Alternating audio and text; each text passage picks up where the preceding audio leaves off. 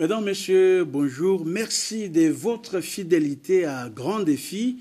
Grand Défi, aujourd'hui, nous allons aborder les sujets, les défis sur la guerre d'agression qui sévit actuellement dans la partie est de la RDC.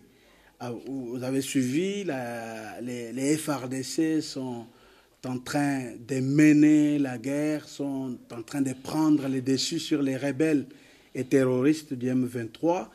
Et pourquoi cette guerre? Pourquoi cette agression?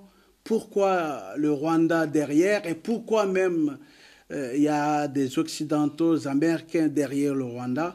Toutes ces questions, nous allons les évoquer dans cette émission, au grand défi de ce jour. Et pour en parler, je reçois sur ce plateau le professeur Pierre Lohohola. Il est au cadre de l'UDPS, mais aussi il est professeur d'université. Professeur, bonjour. Bonjour Gustave. Merci d'avoir accepté notre invitation. C'est moi qui vous remercie. Chaque fois que vous m'invitez, je réponds avec plaisir. Merci beaucoup, professeur. Je voudrais savoir, vous avez été directeur de cabinet du président exclu de l'UDPS, Jean-Marc Abound. Et aujourd'hui, Jean-Marc ne fait pas partie de l'UDPS. Et puis, il est en prison. Qu'est-ce que vous devenez? Vous avez commencé par me présenter comme haut cadre de l'UDPS. Bien entendu, je suis toujours au cadre de l'UDPS. L'UDPS a beaucoup de cadres, vous savez. Et lorsque une autorité du parti veut travailler, cette autorité choisit parmi les cadres ceux qui peuvent travailler avec lui. Et c'est ainsi que moi j'avais accompagné la direction de notre parti en travaillant comme directeur de cabinet du président AI de l'UDPS. Donc vous savez, président AI, c'est parce que c'est lui qui a eu le mandat et est devenu chef de l'État. Ne pouvant plus continuer à travailler, il a confié ce mandat à son secrétaire général qui était devenu son président AI. Nous, on était des cadres. Moi, j'étais conseiller privé du président de l'UDPS qui a été élu. Et j'ai travaillé avec le président AI. Mais avant cela, j'étais conseiller du président Etienne Tshisekedi. J'ai travaillé avec lui pendant longtemps, depuis 2011 jusqu'à sa mort. Jusqu'à sa mort, j'étais conseiller en matière d'éducation du président Etienne Tshisekedi. J'ai aussi été conseiller du représentant de l'UDPS au niveau du Belux, en Belgique et au Luxembourg. Donc, je suis un ancien cadre de l'UDPS. Le président AI m'avait sollicité pour travailler avec lui. J'ai travaillé avec lui. Il y a eu ce qu'il y a eu. Lui, il est parti. Moi, je suis resté. Je suis toujours à mon poste, si je peux dire ainsi. Je suis toujours là. Je garde toujours les biens du parti, les archives, les sceaux, etc. Je suis toujours à mon bureau. Non, je suis toujours au même endroit. Voilà. Notre pays, la RDC, est agressé par le Rwanda sous couvert du mouvement rebelle et terroriste M23. Et ça fait un temps qu'on parle de ça. Il y a même des localités qui ont été conquises et même gérées par ces mouvements rebelles. Quelle est votre analyse de fait? Merci beaucoup, Gustave, pour cette question. C'est une question importante.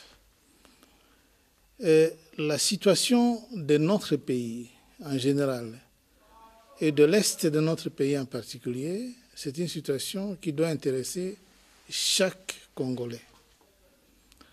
Vous l'avez si bien dit, notre pays est agressé par les Rwandais. Le chef de l'État l'a dit du haut de la tribune des Nations Unies. Le gouvernement l'a affirmé. Notre pays est agressé par les Rwandais qui fabriquent des mouvements, donc qui fabriquent des groupes. Non, c'est un laboratoire qui produit des dénominations. Okay. C'était d'abord les CNDP, c'était quoi encore, les trucs avec Kunda, c'est CNDP, avant c'était RCD, etc. Aujourd'hui c'est M23. Toutes ces fabrications proviennent du laboratoire rwandais. Et les Rwandais nous agressent à travers ces productions, ces fabrications. C'est les Rwandais qui désignent qui sont des chefs. Donc, pour moi, notre pays est agressé par les Rwandais, je l'affirme, comme l'a affirmé le chef de l'État. Pour preuve, lorsque le président de la République s'est rendu à Luanda pour rencontrer le président angolais qui invitait pour une médiation, ou dernièrement, lorsque le président, plutôt le ministre des Affaires étrangères, est allé à Luanda, ou encore lorsque notre président de la République est allé aux Nations Unies. Remarquez très bien que le chef de l'État, tout comme le ministre des Affaires étrangères, n'a jamais été en face d'un quelconque chef des rebelles, du M23. C'est toujours le président Kagame que l'on rencontre, ou son ministre des Affaires étrangères, que l'on rencontre et qui signe. Où est-ce qu'on a vu un document signé par un chef du M23?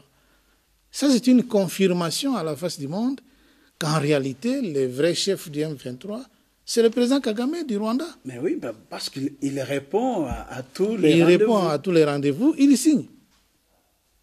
Qu'est-ce qu'on peut encore dire? Il signe. C'est donc une acceptation par le Rwanda qui nous agresse. C'est tout. C'est ça mon analyse. C'est ça votre analyse. Et pourquoi cette guerre? Pourquoi le Rwanda accepte de nous faire la guerre, agresser? Voilà. On ne fait pas la guerre pour aller pour gagner un désert. Il y a un homme politique français qui avait dit ça. On ne peut pas faire la guerre pour aller gagner le désert. On fait la guerre pour gagner un territoire rentable, riche. On fait la guerre pour gagner des richesses. C'est pourquoi le terme butin de guerre existe. Donc si nous sommes agressés, c'est à cause de nos richesses. Vous savez, vous m'avez présenté comme professeur d'université. Je vous rappelle que je suis chimiste de formation. Je suis chimiste, j'ai terminé à l'Université catholique de Louvain. Et si, pour peu que vous pouvez vous rappeler de vos notions de chimie, Gustave, vous vous rappelez encore du tableau périodique, oui, des éléments chimiques. C'est le tableau dans lequel on a placé tous les éléments chimiques. Oui. Si vous regardez ce tableau, vous allez être étonné, peut-être scandalisé, de constater que la RDC est dotée de la quasi-totalité des éléments qui se trouvent dans ce tableau-là. Les 48. Non, c'est 100. Actuellement, on parle même de 100, 118, 119. Ouais. Hein? Et la plupart des éléments importants de ce tableau périodique lithium, sont calcium, présents, voilà, dans notre pays, la RDC. À cause de ça, nous sommes convoités par les États du monde qui ont des industries, mais qui n'ont pas de matières premières chez eux. La raison de la guerre, c'est ça. Il faut chercher la matière première. Nous sommes convoités, mais le président Tshisekedi, à son avènement au pouvoir, il a tendu la main à tous ces gens. Il a dit, venez, on négocie. Et on fait le gagnant-gagnant. Vous gagnez, la RDC gagne. Pourquoi ces multinationales préfèrent aller derrière le Rwanda, soutenir le Rwanda, pour prendre alors les minéraux en coulisses ou en cachette? Pourquoi? C'est une bonne question. Pourquoi? Parce que je crois que pour ces multinationales et pour ces pays qui passent derrière les Rwandais, les pays occidentaux, etc., je crois que pour eux, c'est plus facile de venir prendre ces richesses gratuitement en faisant la guerre, en utilisant des méthodes immorales, c'est-à-dire venir tuer les gens, occuper, utiliser le banditisme. Et pour eux, c'est moins cher, c'est moins coûteux. Je crois que c'est ça la raison. Parce que si ces États pouvaient se rendre compte que en achetant sur les marchés, ça leur coûterait moins cher, n'auraient pas dépensé peut-être beaucoup d'argent pour nous faire la guerre. Mais enfin, il y a des pays aussi comme le Rwanda qui n'ont pas grand-chose. Le Rwanda va venir acheter des richesses au Congo. Avec quoi? Moi, j'ai été au Rwanda, Gustave. J'ai parcouru le Rwanda. Je n'ai pas vu même un vrai espace pour faire l'agriculture. Il n'y en a pas. Il n'y a que des collines qui ne renferment pratiquement rien, que du grès. Le grès là que nous utilisons ça ici pour construire les maisons, nous l'appelons moellon. C'est la richesse que j'ai constatée là-bas. Hein? Ces grès là que l'on trouve partout, il n'y a que ça qui remplit les Rwanda. Ce n'est pas pour rien qu'on l'appelle pays aux 1000 collines. Donc, en dépit des accords signés avec la RDC. Bon, c'est parce qu'ils trouvent qu'en faisant le banditisme, ils gagnent plus. C'est ça. En faisant le banditisme, ils gagnent plus. C'est pourquoi ils nous font la guerre, et une guerre sale. Moi, j'appellerais ça une guerre sale. Il y en a qui voient la main noire des Occidentaux, des Américains. Vous épousez aussi cette thèse? Moi, j'épouse cette thèse, mais en nuançant. Je crois que si pas les États comme tels, parce que les États sont quand même contrôlés par leur Parlement, etc., ce sont les entreprises. Les entreprises dans les multinationales qui passent derrière ce genre d'opérations pour venir piller nos richesses, je crois. Mais ces multinationales appartiennent justement à ces pays occidentaux. Vous imaginez, aujourd'hui dans le monde, il est impossible de continuer avec le développement de nouvelles technologies, fabriquer des téléphones portables, des ordinateurs, etc., si vous n'avez pas des éléments essentiels comme les tantales. Hein? Les tantales que l'on trouve dans les minerais appelés colombo-tantalites, que nous appelons coltan, c'est une abréviation. Hein? Donc, si vous n'avez pas ces minéraux-là, vous ne pouvez pas faire ça. Vous ne pouvez pas fabriquer des batteries si vous n'avez pas le lithium, les cobalt, etc. Mais ces richesses, où est-ce qu'on les trouve en abondance? C'est en RDC. C'est en RDC. C'est pourquoi le chef de l'État a dit, OK, nous en avons beaucoup. Nous aussi, pour vivre, nous allons vendre. Hein? Nous avons besoin de vendre pour vivre. Venez, on travaille ensemble. Venez acheter, vous achetez officiellement et vous gagnez, nous gagnons.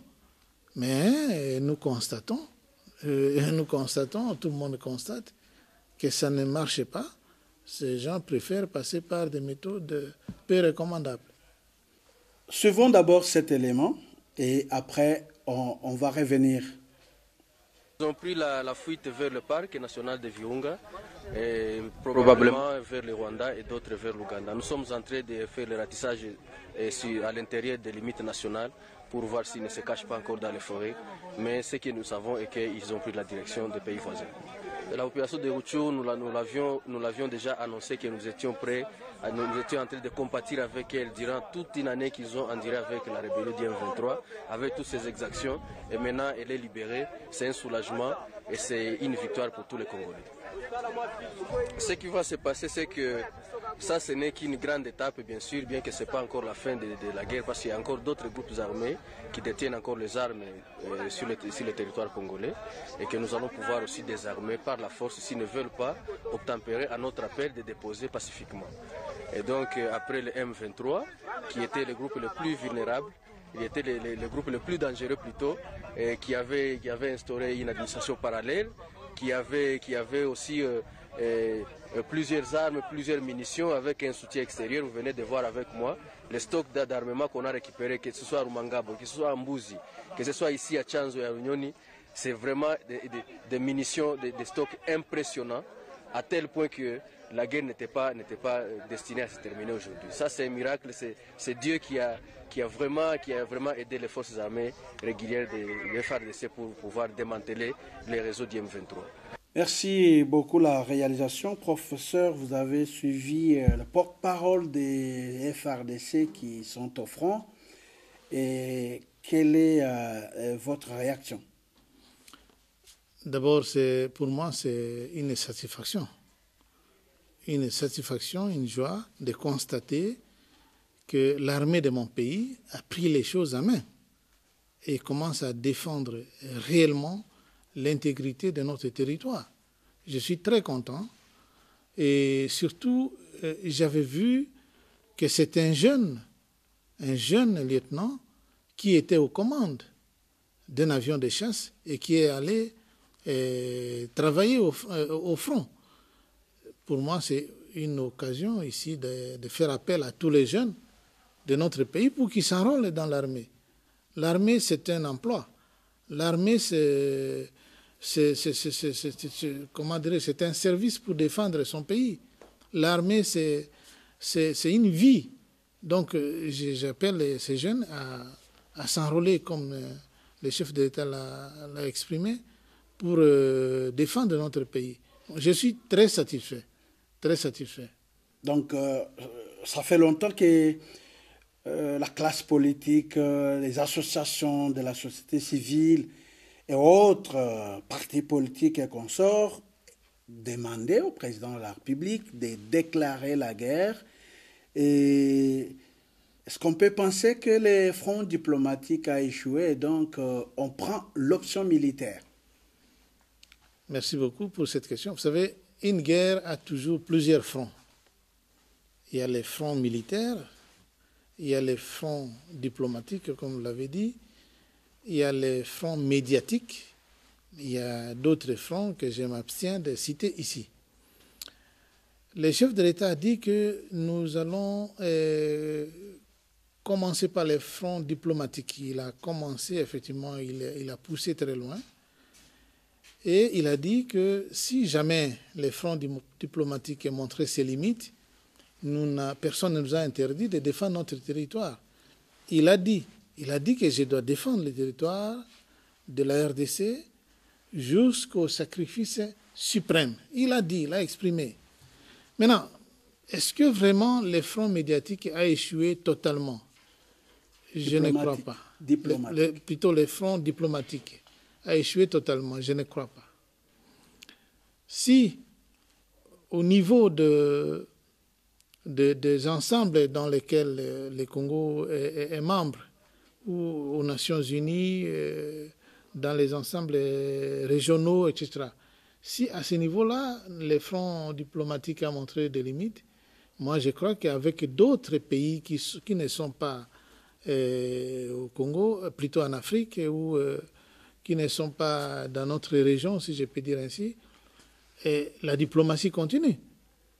C'est grâce aux bonnes relations avec certains pays qu'aujourd'hui, notre armée a pu se procurer des équipements nécessaires pour faire la guerre. Donc, dire que le front diplomatique a totalement échoué, il faut, je crois, nuancer. Hein? Si on est fâché... Il faut nuancer. On a vu le président à tous les fronts, dans tous les pays, il a effectué beaucoup de voyages qui sont d'ailleurs critiqués par les opposants, mais il a été partout, mais aussi les ministres des Affaires étrangères, ils se sont battus. À un moment, on se rend compte que la RDC est seule, parce qu'on n'a pas vu ces pays-là venir à la rescousse du pays dans cette affaire, dans cette agression rwandaise. Oui, il y a certains pays qui nous ont soutenus aux Nations Unies quand même. Il y a certains pays qui ont épousé notre point de vue aux Nations Unies. On a épousé, mais on n'a rien fait. Oui, ça c'est vrai. Mais maintenant, ne rien faire, je ne crois pas. Parce que lorsqu'il faut défendre le pays, c'est d'abord nous, c'est nous-mêmes. C'est notre responsabilité. Et nous devons défendre le pays avec nos moyens. Et ici, laissez-moi saluer la décision du chef de l'État de faire voter une loi de programmation militaire. Et une autre décision qu'il a prise de faire augmenter le budget de la défense et de la sécurité. Ces deux décisions sont importantes. Elles sont d'une importance capitale. C'est ce qui a permis aujourd'hui à la RDC de s'armer, d'aller acheter des armes pour faire la guerre. Quand vous faites la guerre, il n'y a pas plusieurs manières de répondre. On vous fait la guerre, vous ne répondez pas à la guerre. La diplomatie, c'est pour venir arrondir les angles, etc., etc. Voilà, donc moi je suis content. Je nuance, comme je vous ai dit, l'avis ou les avis qui disent que le front diplomatique a totalement échoué. Non, ça n'a pas totalement échoué. Ça continue, au contraire. Et depuis hier, on parle des prouesses réalisées par les forces armées de la RDC. Et puis, mais déjà, du côté du Rwanda ou du M23, on sollicite les négociations. Au niveau de l'Assemblée, les députés disent non aux négociations. On doit y aller sur les fronts militaires. Qu'en pensez-vous? Oui, c'est toujours comme ça dans une guerre. Je vous ai dit ici, quand vous faites la guerre, il faut répondre pas à la guerre. Il faut opposer une force à une force opposable. Donc, une force qui puisse vous donner, vous, les moyens de négocier avec force, même s'il faut négocier. Lorsque quelqu'un vient avec, je donne un exemple simple, quelqu'un vient avec un couteau pour vous attaquer et que vous n'avez qu'un morceau d'arbre, sachez qu'à un moment donné, il finira par vous avoir. Mais si lui vient avec un couteau, vous venez avec une arme à feu ou une machette, à ce moment-là, vous serez presque sur les mêmes pieds d'égalité. Peut-être que vous allez même les dépasser. Vous rappelez-vous de l'expression qui dit « à malin, malin et demi ». Donc vous prenez la mesure jusqu'au malin, puis vous ajoutez la moitié. À malin, malin et demi. Alors, ici, je suis d'accord avec notre Assemblée qui dit qu'il ne faut pas négocier. Parce qu'on a beaucoup négocié. Qu'est-ce qu'on va encore se dire?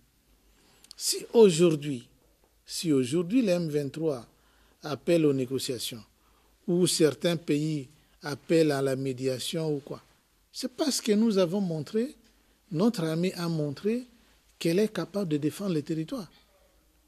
Avant, ce n'était pas le cas. Qui croyait à notre armée? Personne ne croyait à notre armée. On croyait que nous n'avons pas d'armée, qu'il n'y avait rien, alors que ce n'était pas ça le problème. Aujourd'hui, nous nous sommes équipés.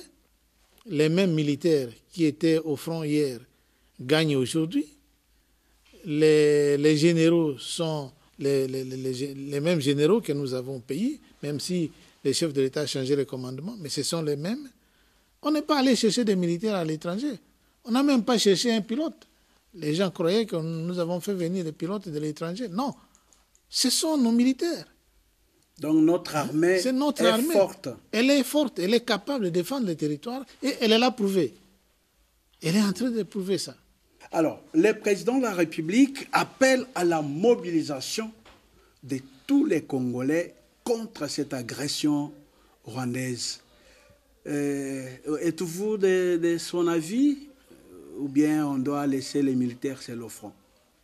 Je suis de son avis et je vais m'expliquer. Le président de la République appelle à la mobilisation. Cela veut dire que les militaires qui sont là sont déjà mobilisés. Ça, c'est clair. 2, que les jeunes qui sont encore en âge de se faire enrôler sont appelés à se faire enrôler. Vous voyez? Sont appelés à se faire enrôler pour que nous puissions augmenter l'effectif de notre armée. 3, chacun d'entre nous, là où il est, doit contribuer à la guerre. De quelle manière? De 2 manières. Il y a l'effort de guerre. Et 2, il y a une autre façon de se défendre, c'est par exemple le boycott des produits d'un pays comme le Rwanda. Moi, je connais certains produits ici qui sont vendus seulement chez nous. Ils font l'agriculture chez nous et ils y vendent chez nous. Il y a beaucoup de... Le Rwanda ne peut pas survivre aujourd'hui sans le Congo. Ça, c'est clair. Et c'est connu. Ces produits sont connus. Des cigarettes, de ceci, de cela. Si le peuple congolais s'est décidé qu'aujourd'hui, on ne touche plus à ces produits-là, on ne les achète plus, c'est aussi une façon de faire la guerre. C'est une guerre aussi. Et donc, comme je vous ai dit, il y a plusieurs manières. Il y a des cotisés, comme j'ai vu au début, cette guerre, il y avait des associations qui faisaient cotiser de l'argent, même la diaspora avait exigé qu'on contribue, qu'on donne de l'argent aux forces armées pour leur permettre d'affronter l'ennemi, de le gagner, de le vaincre. Mais c'est tout à fait normal. Pour nous qui sommes des fonctionnaires de l'État, moi je suis enseignant, mais l'effort de guerre, l'État prend sur les revenus. Mais il y a aussi les déplacés de guerre. N'oublions pas cet aspect-là. À part les militaires qui sont au front, mais il y a aussi les déplacés. Ces déplacés, on doit les prendre en charge, on doit les nourrir, on doit les soigner. Donc, à ce moment-là, j'encourage justement ces associations qui disent que nous devons cotiser quelque chose pour venir en aide à ces déplacés. Donc, ça, c'est l'aspect humanitaire. L'appel à la mobilisation, il y a déjà des jeunes, on parle de plus de 3000 à Goma, et dans d'autres provinces, il y a déjà des jeunes qui se sont mobilisés, qui sont debout, qui se font recruter. Professeur Sankourou, déjà, il y a des jeunes qui sont prêts pour se battre pour le pays, qui se sont déjà fait recruter, si vous avez des informations. J'ai échangé avec le gouverneur qui m'a dit que oui, il y a des jeunes qui se font recruter.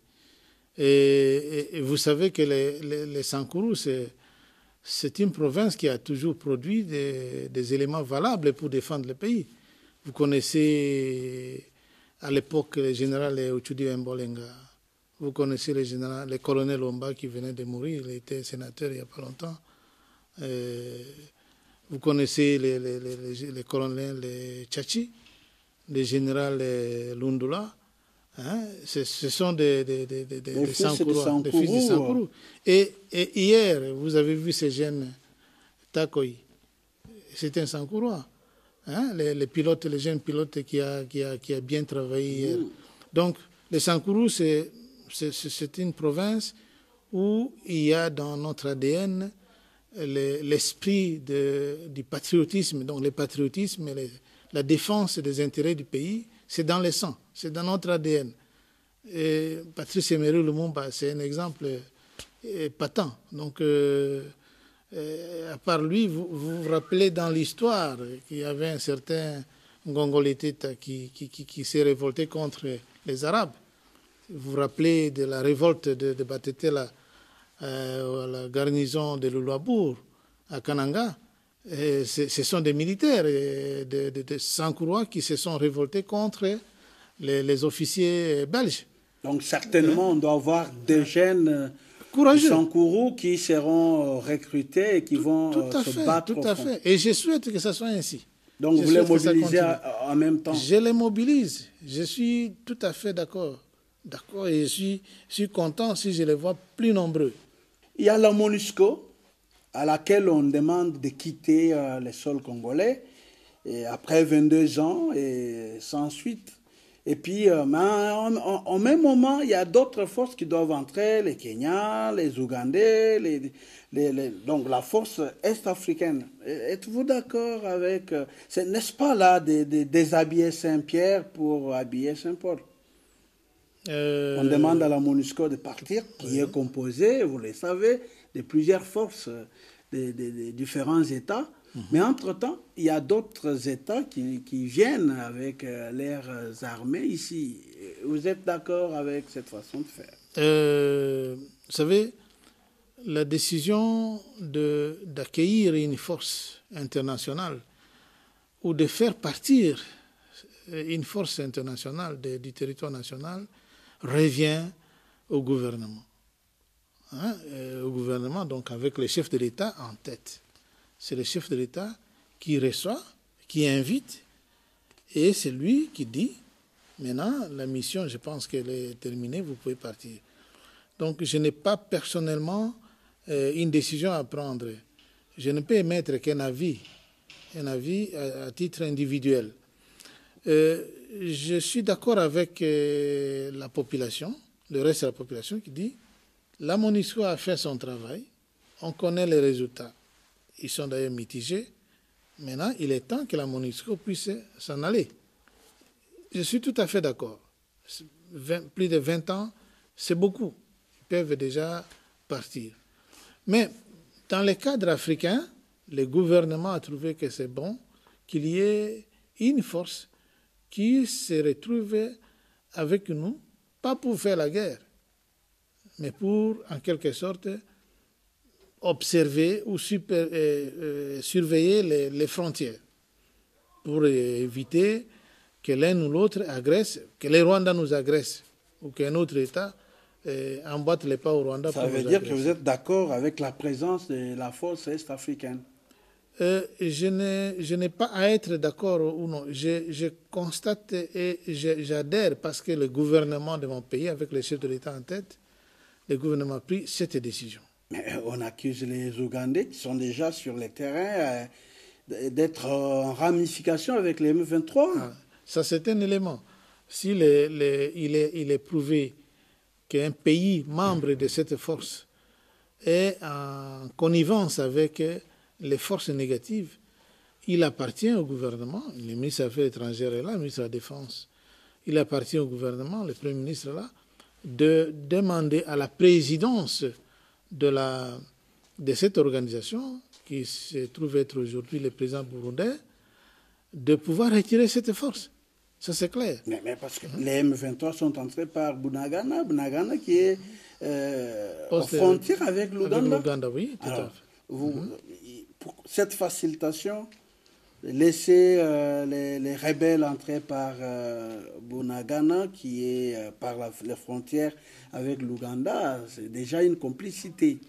Oui, c'est clair. Laisser les Ougandais dans la force et puis, il n'y a pas de crainte pour les ramifications ou les relations bilatérales qui peuvent exister entre le Rwanda qui nous agresse et le Kenya et les autres pays membres de la communauté d'Afrique de l'Est. Le cas de l'Ouganda est flagrant parce que les rebelles ou les agresseurs, si je peux dire ainsi, sont entrés par l'Ouganda. Quant aux relations qui existeraient, là, il faut d'abord, pas les prouver, mais il faut que ça soit, que nous ayons des éléments qui peuvent nous amener à les contester au niveau du droit international et au niveau des accords qui nous lient dans le cadre de cette organisation internationale. Je crois que nos autorités gouvernementales sont compétentes et sont à même de pouvoir découvrir que ici ça va, ici ça ne va pas. Mais cette force, si elle vient, pour moi, elle doit se limiter à surveiller les frontières et à empêcher que tel État ou tel autre État n'agresse notre pays. Je crois que c'est ça. Au moment où nous allons voir, parce que nous, peuple, nous avons quand même un mot à dire, comme la MONUSCO, au moment où nous allons voir que cette force ne nous sert pas, eh bien, nous réclamerons, par des moyens démocratiques que la Constitution permet, nous réclamerons qu'on puisse la retirer. Vous allez réclamer, mais bon, si c'est déjà une complicité pour nuire aux efforts qui sont en train d'être conjugués, ça sera plus tard. Non, complicité, ça ne peut pas être au niveau, au sein de notre gouvernement.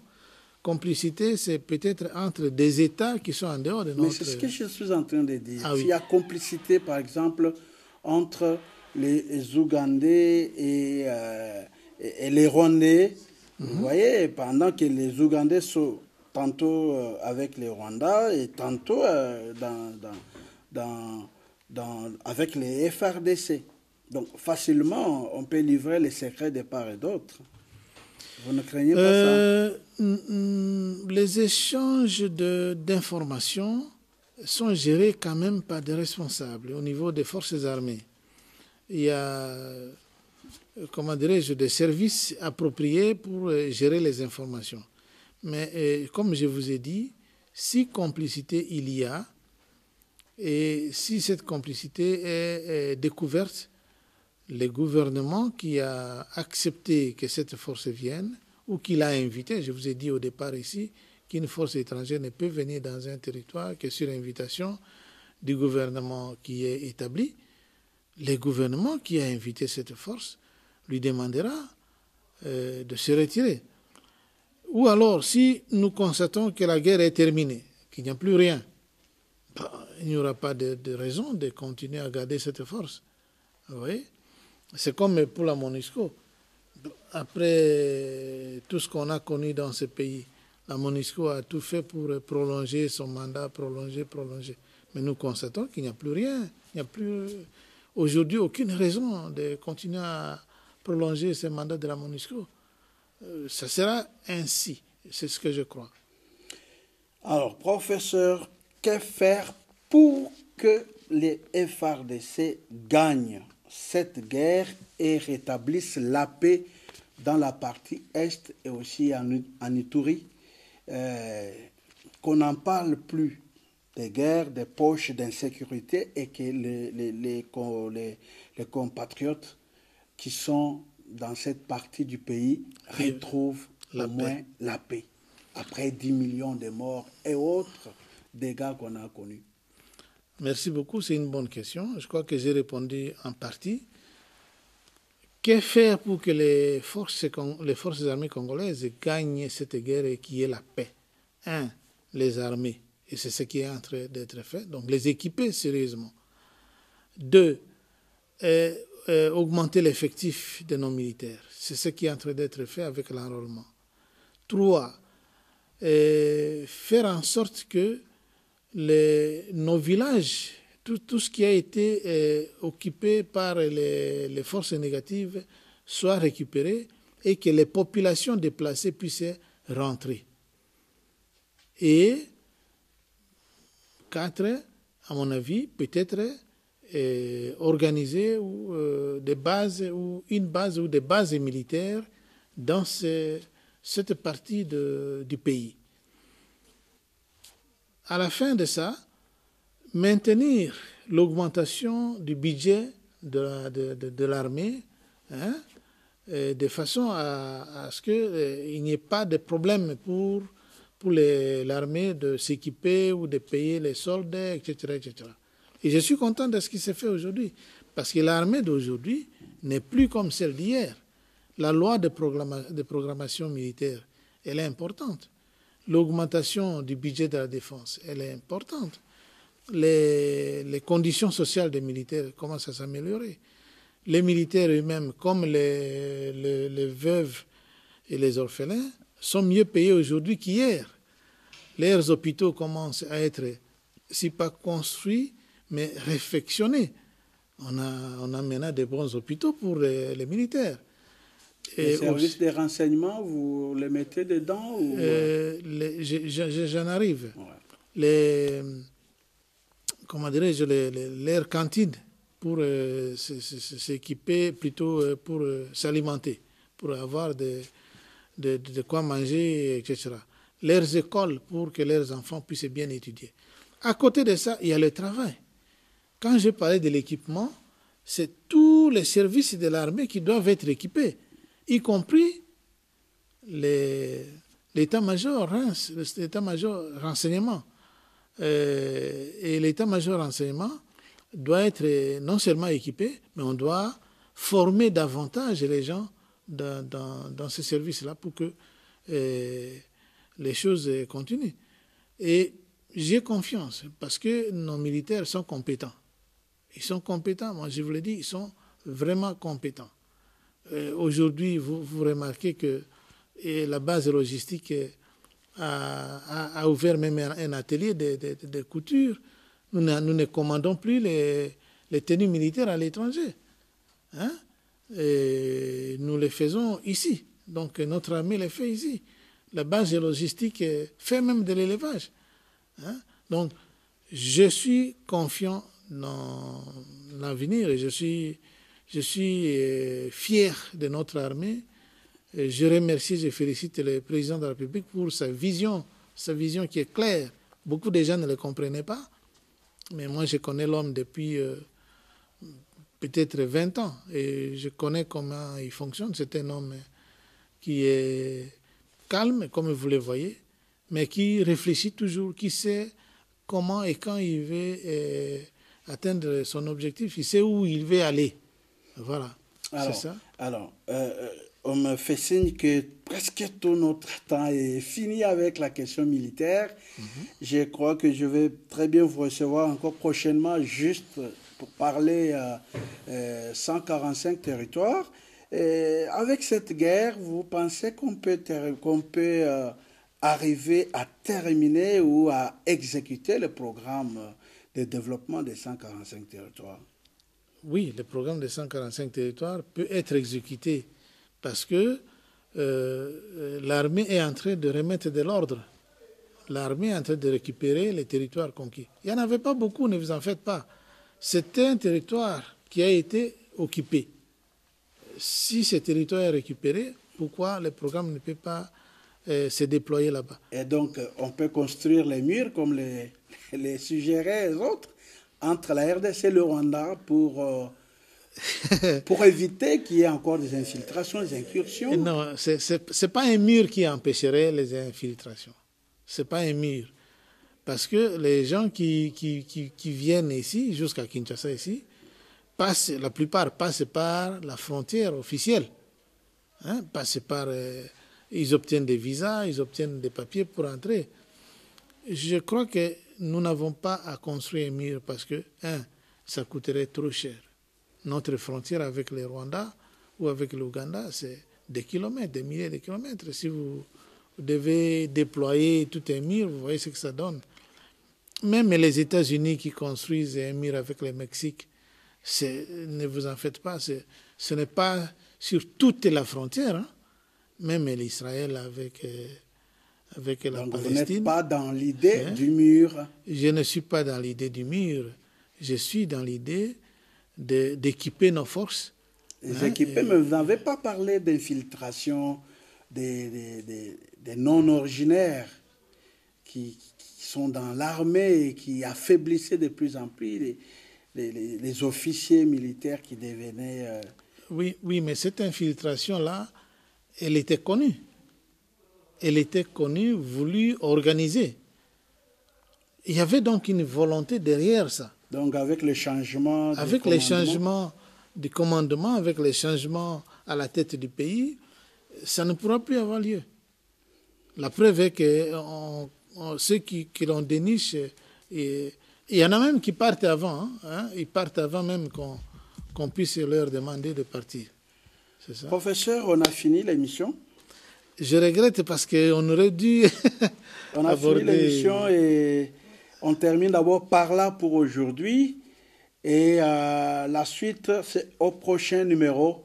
Avec plaisir de vous retrouver encore nombreux devant vos postes téléviseurs pour suivre votre émission Grand Défi. Au revoir.